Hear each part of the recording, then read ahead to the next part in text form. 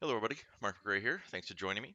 In today's video, we're going to be looking at a quick little hard surface modeling tip. I see this issue a lot in the Facebook groups that I'm in. People constantly having issues with interior corners, basically, in a hard surface model. And I see a lot of very mixed advice, and I'm hoping that this will help clear things up for a lot of people.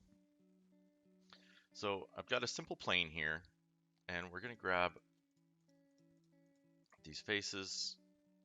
We're just gonna extrude them down to create this kind of inset pocket, and this will create interior edges that we then need to get supported. So when we go into a smooth modifier, we can see right now it's this, we got this pinching, large corners, doesn't look anything like the shape we want. We want a fairly tightly cornered box. So there's a lot of confusion in beginners, and I'm I'm honestly not too far removed from this confusion. Um, it's probably only been about a year since I properly learned and sorted out what this really means. Because people talk a lot about you need to have even edge flow, and you 100% do. Even edge flow is extremely important. Now, what that means is when you're building a model, start with the absolute base edges that you need to create your structure. So this right here is the absolute base of what I need for this structure to be made. And then from there, you want even topology. So we can see we've got a large square here, or a smaller square here, a rectangle, square, rectangle. So if we add in some topology, we can see we get that a little more even. Now, to get it perfectly even, what I should actually do is do an insert of edge loops. Let's just set it to 2 because I want 2 evenly distributed edges. And that brings me back to what I had before I deleted everything. So now we've got nice, even edge flow around our object. So this is your structural even edge flow. That is what you need to make this basic shape. The next type of edge flow that you're going to have are your supporting edges.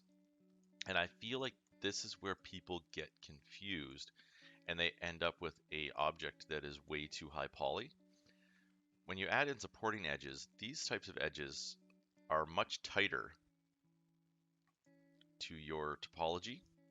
And I find that people get confused and they think, well, this space isn't even with this space, so I need to, you know, throw in some more divisions to get this a little more even looking. No.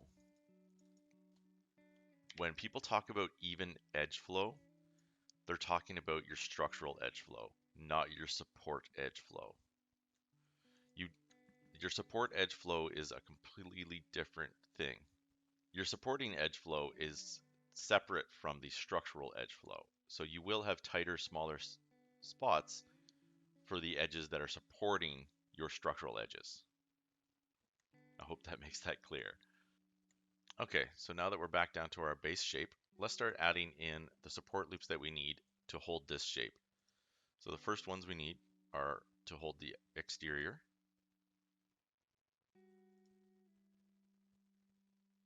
So let's get those added. So if we hit 3, we can see that exterior holds, and then we need to start getting our interior corners to be held. So we'll add those in there, here, and here, there, and there. So that's got those corners. Let's do the same thing on this side. Get that there.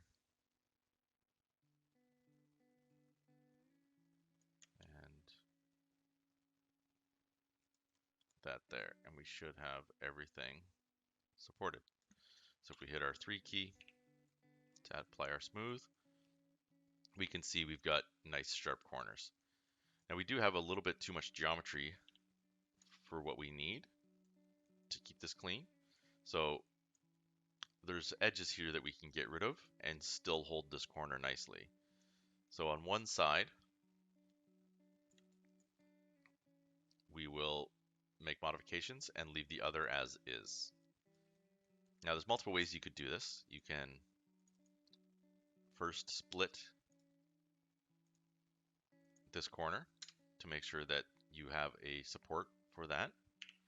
And then once that is split, you can then grab those edges and do a Control-Delete and get rid of them. Optionally, you could simply, let's go all the way back, merge the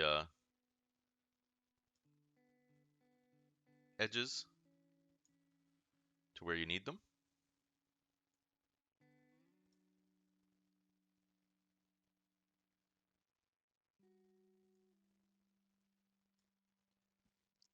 And then we have this to get rid of, so we can go into our vertice mode and just merge those vertices, and we get that exact same shape.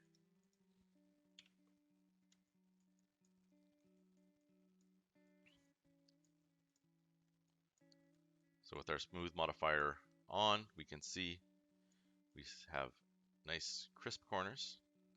Let's change the material to a Fong. Get a little bit more of a shine on here. And we see nice, clean, sharp corners. So I hope this is helpful to those that are trying to better understand how to support their interior corners. If this video helped you out, please hit that like button. And if you'd like to see more videos like this from my channel, hit that subscribe. Thanks for watching, everybody. And thanks for all your support. Have a great day.